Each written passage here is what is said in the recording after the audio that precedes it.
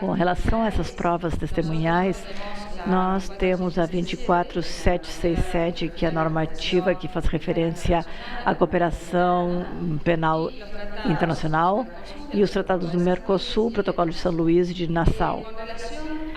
Com relação à normativa interna, essa estabelece no artigo 75 e subsequentes como pode se produzir a prova de testemunhas e se refere aos imputados, testemunhas e às pessoas que podem fazer certas perícias.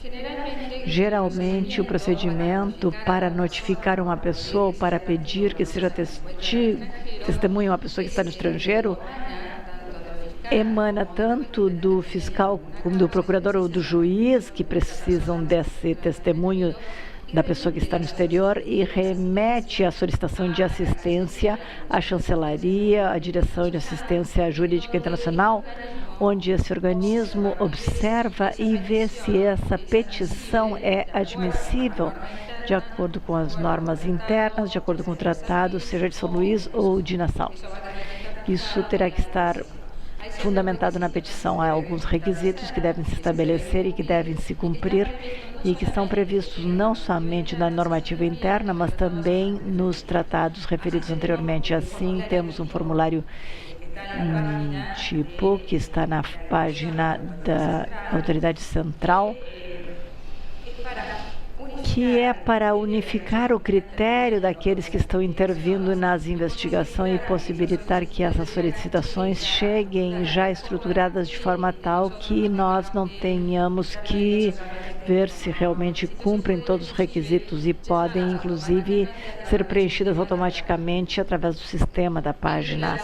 Entre os requisitos que serão solicitados, obviamente, é que o nome e cargo da autoridade requerente, a dependência, os dados de contato, fax, endereço eletrônico e endereço postal, e a autoridade requerida, nome, cargo, identificação do processo penal, número da causa, capa e fatos que são investigados, medidas solicitadas, normas aplicáveis, tratado no que se fundamenta a solicitação e outros esclarecimentos que possam servir para que esse testemunho possa ser positivo e que exista uma verdadeira relação entre os fatos descritos na solicitação e com a prova e o testemunho que está sendo solicitado, que pode ajudar ou concluir dessa declaração. Também a transcrição esses são os dados todos que nós temos num formulário tipo e que os juízes ou fiscais podem cumprir e que têm acesso não somente os juízes ou procuradores que estão na capital federal, mas também terão acesso àqueles juízes ou fiscais que estão em províncias e que talvez não possam se comunicar ou não possam obter informações sobre esse tipo de temas. Quanto à solicitação, obviamente, embora estejamos falando dentro do Mercosul, se remete às autoridades brasileiras, terá que estar traduzida para o português e tem que ser feita a tradução por tradutor juramentado para que não haja problemas nas traduções.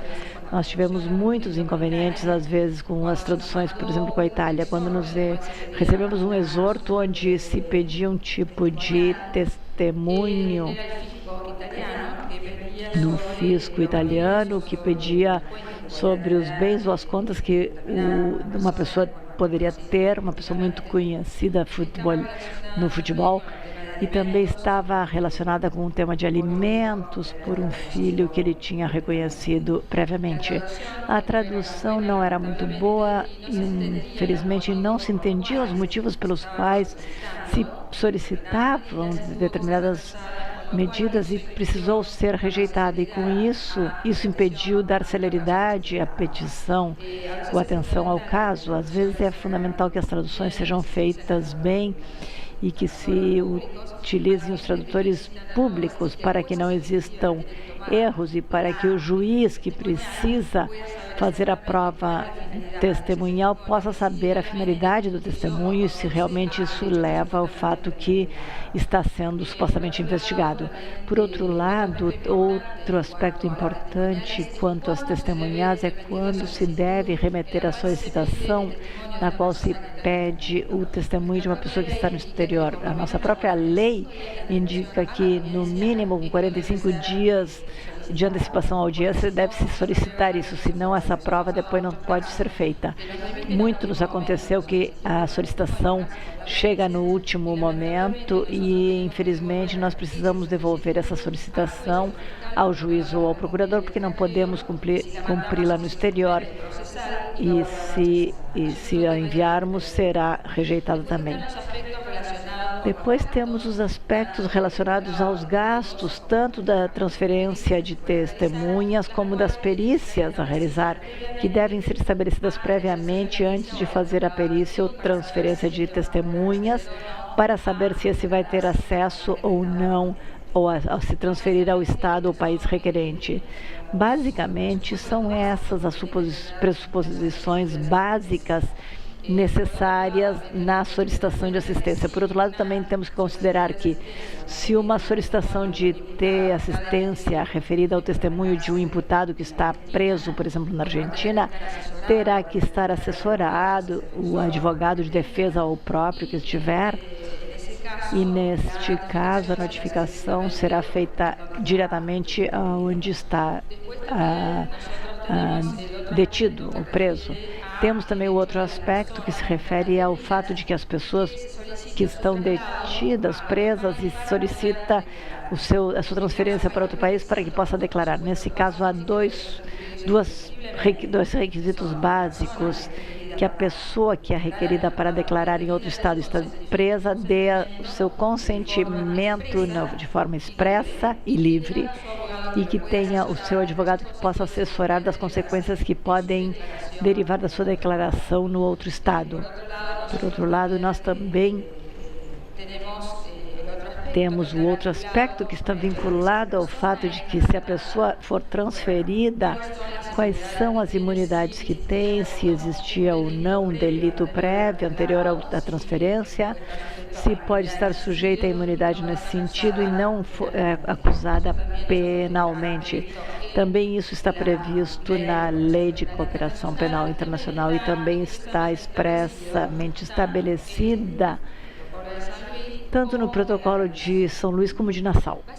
Basicamente, são essas as solicitações que podem se realizar em matéria de testemunho, e a normativa que podemos usar, seja tenhamos tratado ou não, e devemos indicá-lo nos formulários tipo que nós temos nas páginas web, que temos nesse formulário padrão na Autoridade Central.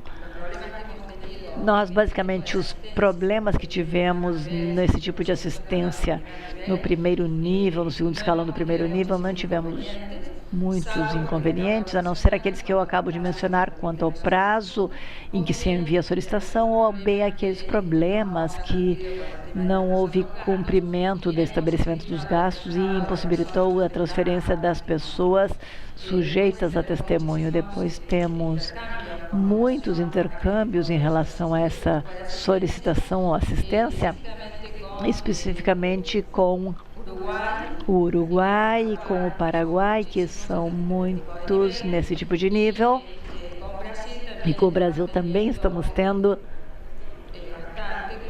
bastante com a dificuldade, às vezes, que eu disse ontem, que fazem referência à falta de endereço residencial na solicitação testemunhal, com o que isso também faz com que a solicitação não possa se agilizar, não possa ser cumprida com a devida forma, e temos que pedir novamente a solicitação. E aqui entramos no que disse o professor Serbini: a necessidade da comunicação direta entre as autoridades centrais para possibilitar que isso possa se solucionar de maneira efetiva e rapidamente, e também que se possa cumprir a solicitação solicitada de parte do Estado requerido, e assim dar cumprimento ao que é requerido pelo requerente.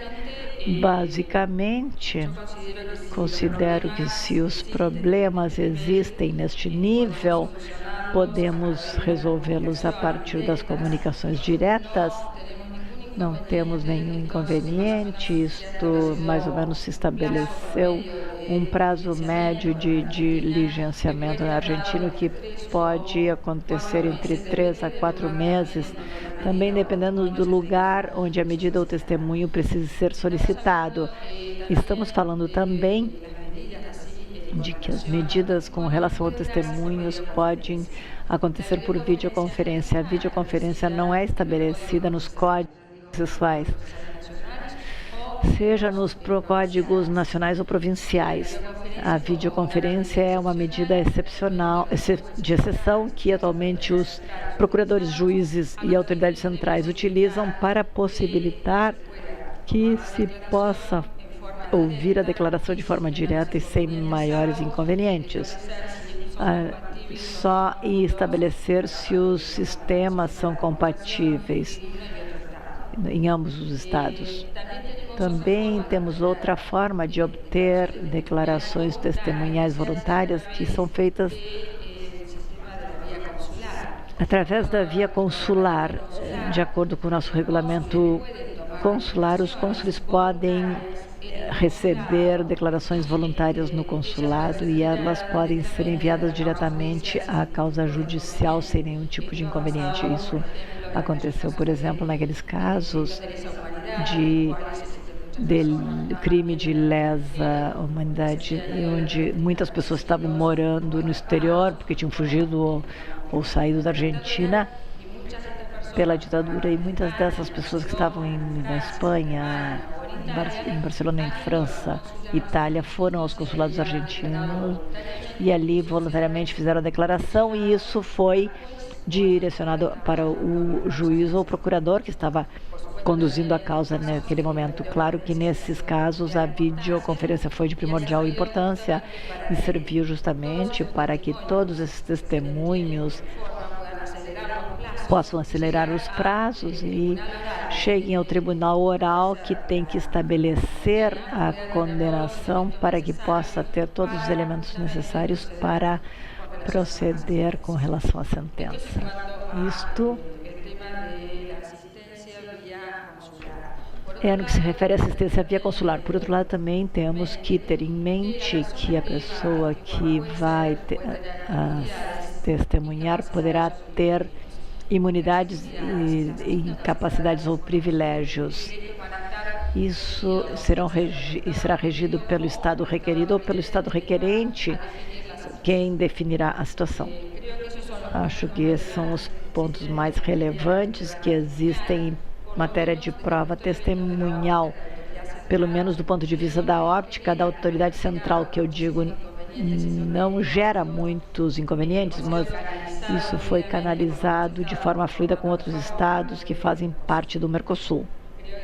Acho que com isso já cumpri a parte de assistência. Como vocês podem ver também, nós não temos, nos temas de assistência via testemunhal, não temos muitas dificuldades, porque as solicitações são direcionadas, seja para o juiz ou para o procurador. Não há corte, não é elevado à corte, mas vai diretamente para o juiz competente ou procurador que estiver intervindo na causa, e com isso possibilita mais celeridade. Acho que é mais ou menos tudo por enquanto. Continuamos com outro aspecto? Ainda não. Aqui no terceiro ponto. Bueno, el tercer punto sería.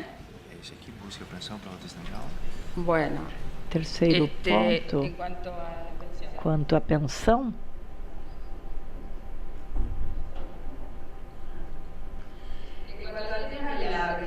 quanto à apreensão preventiva, nós temos isto regulado na 24767. Obviamente, isso também está em todos aqueles tratados de extradição que temos com outros países, bilaterais e também multilaterais. A detenção preventiva é aquela medida tomada pela justiça para evitar justamente que a pessoa que está sendo requerida possa fugir. é uma medida preventiva de caráter urgente. Às vezes pode acontecer que a ordem ou a medida que está sendo solicitada de apreensão preventiva possa se direcionar através das embaixadas, das chancelarias ou também pela circular vermelha da Interpol, ou sinal vermelho. Nós, na maioria dos casos, das apreensões preventivas são feitas através da Interpol. É o órgão que recebe esse tipo de solicitação diretamente do juiz que está intervindo na causa e que precisa ter alguns requisitos para que isso seja possível, tenha sido enviado pela Interpol para a Argentina e tenha o segundo controle da Interpol internacional. Se me permitirem, vou dizer os requisitos necessários para uma apreensão preventiva no marco de uma possível extradição. São os dados sobre a autoridade que emite o pedido, sobre o processo no qual se emite o pedido, a pessoa a quem se refere o pedido e seu paradeiro possível, descrição do fato investigado, classificação do fato, declaração sobre uma ordem de apreensão vigente contra a pessoa. Isso é fundamental, que a ordem de prisão esteja vigente, não que esteja, digamos, em desuso ou que não possa mais se aplicar. Isso é importante porque já aconteceu que se solicita uma ordem de detenção, é enviada e acontece que essa ordem já não estava vigente. Deve-se expressar o compromisso de formalizar a solicitação de extradição em tempo e forma se o reclamado fosse chegar a ser detido. E é sempre importante uma cópia autêntica da resolução da ordem de apreensão e quais os trâmites de apreensão, se a pessoa foi localizada ou há indícios para supor que será localizada, é enviado um ofício para a autoridade central ou vem o juiz envia para o escritório da Interpol. Esse pedido de apreensão é recebido, avalia se todos os requisitos citados estão ali, se for admissível, o envia através dos canais diplomáticos à embaixada, onde será solicitada a apreensão preventiva para que a embaixada argentina o apresente diante da chancelaria local. Isso acontece com o Brasil. Nós temos que fazer isso em função do convênio bilateral que existe, é antigo, nós não assinamos, não ratificamos ainda o do Mercosul e somos o único país que ainda não estamos nesse âmbito do Mercosul e sobretudo na extradição, e o enviamos através da via diplomática, essa ordem de apreensão preventiva para apresentá-lo diante do Itamaraty e o Itamaraty possa ver se todos os requerimentos estão presentes para depois poder apreender a pessoa. Por outro lado, todo pedido deve ter uma cláusula indicando que depois de encontrar a pessoa, será enviado o pedido de extradição correspondente através dos canais habituais, ou seja, através da via diplomática. Nós sempre pensamos que o Brasil melhor é mandar diretamente o pedido de prevenção e extradição pelos prazos estabelecidos pelo convênio. Isso já nos aconteceu que a solicitação não chegou a tempo e perdemos, nesse caso, a possibilidade de que a pessoa possa ser detida.